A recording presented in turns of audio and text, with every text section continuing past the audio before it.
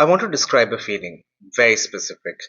You are in a training session, could be a course, could be a workshop, could be any kind of training. Someone explains a concept and you just don't get it. The content is fine, there's no problem with the content, but there's something else happening, something in your body. There's a kind of heat, a very fast mental calculation. Will asking this question make me look stupid? And the feeling has a name. This is what we're going to talk about today.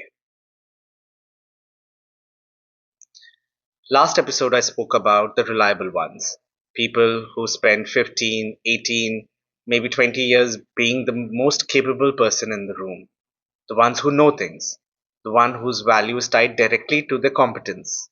Now imagine telling that person, okay, time to be a beginner again.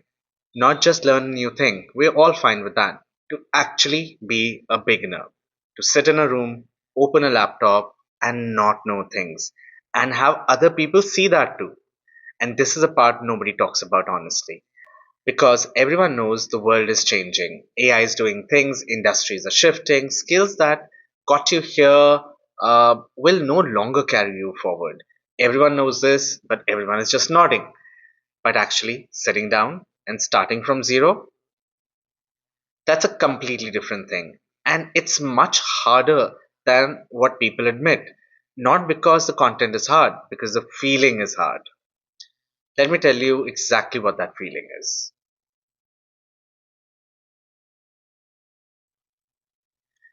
When you spent years being the expert in your team, in your company, in your industry, your identity gets fused with that expertise. It's just not what you do, it's who you become. You're the one who knows the process, you're the one who can read a room, you're the one that people call when things break. And competence isn't just a skill, it becomes your status. It's how people see you, it's honestly how you see yourself.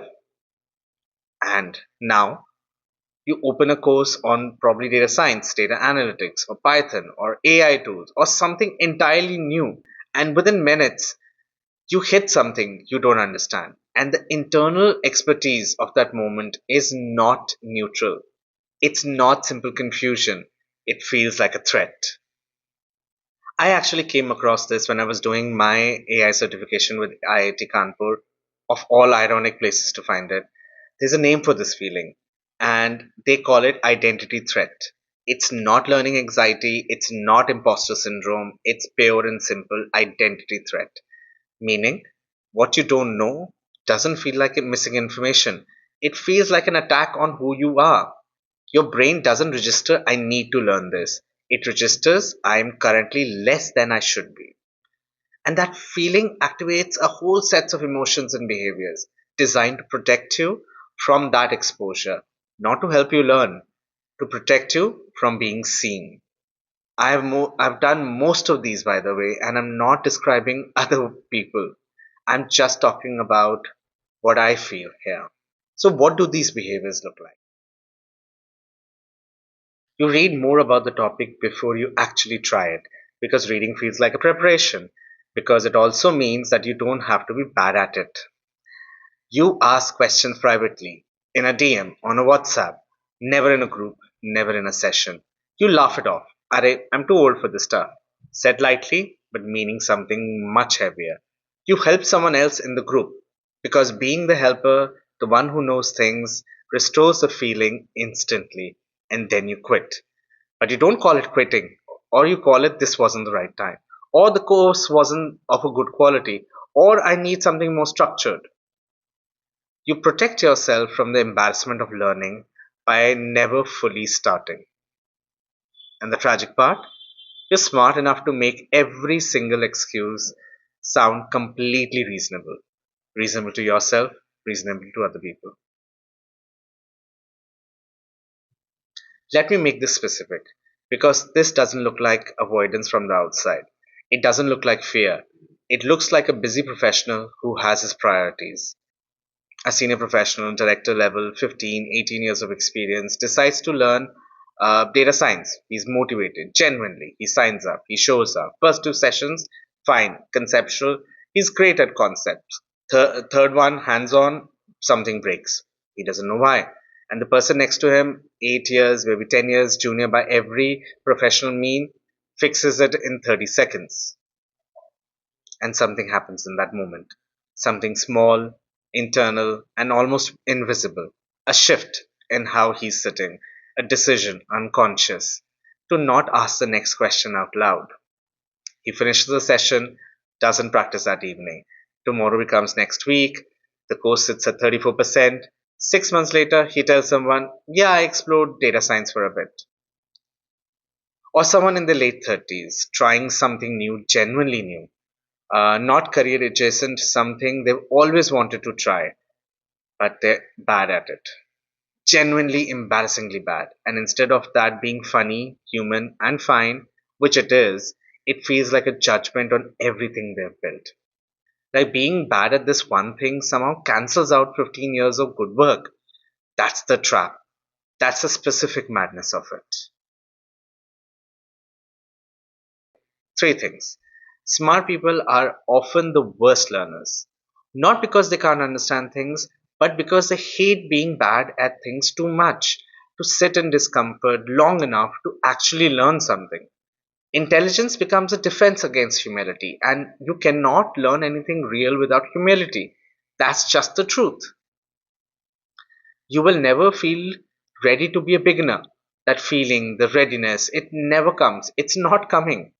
The people who successfully learn new things at 40 don't wait to feel comfortable. They start while they're uncomfortable and they stay that way. That's the only difference. Not the talent, not the time, not the right course.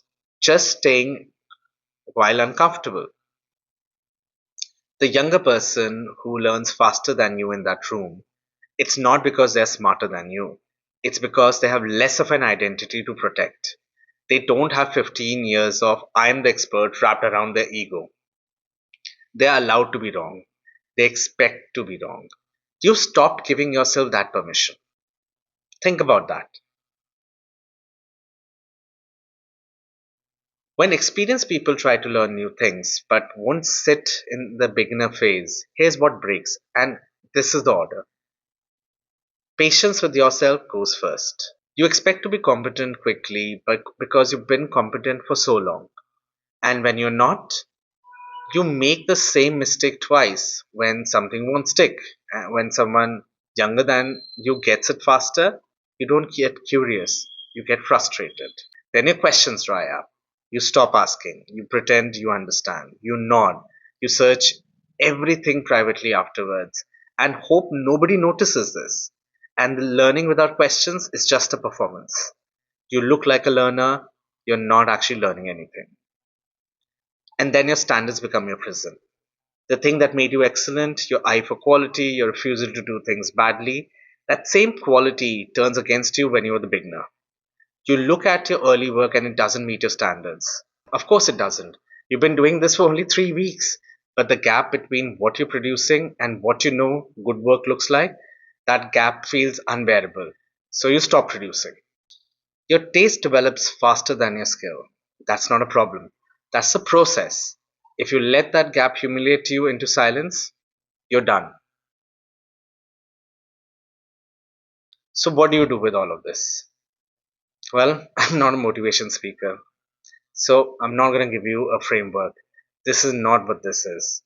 I'll tell you that one thing I keep coming back to. The people who reinvent themselves, who learn something genuinely new at 38, 42, 45, they all describe the same thing. Not a method, a decision. They decided that being bad at something temporarily was worth more than being stuck permanently in what they already know. And that's it. They chose the embarrassment over the stagnation. Not because it felt good, because the alternative, staying exactly where they were, doing exactly what they knew, until that too became irrelevant, it felt worse. The embarrassment is temporary, the stuck is not. In the next episode, the question sitting in every professional's mind: will AI take my job? Not the LinkedIn version, the honest one, the 2 a.m. version. See you then. Bye.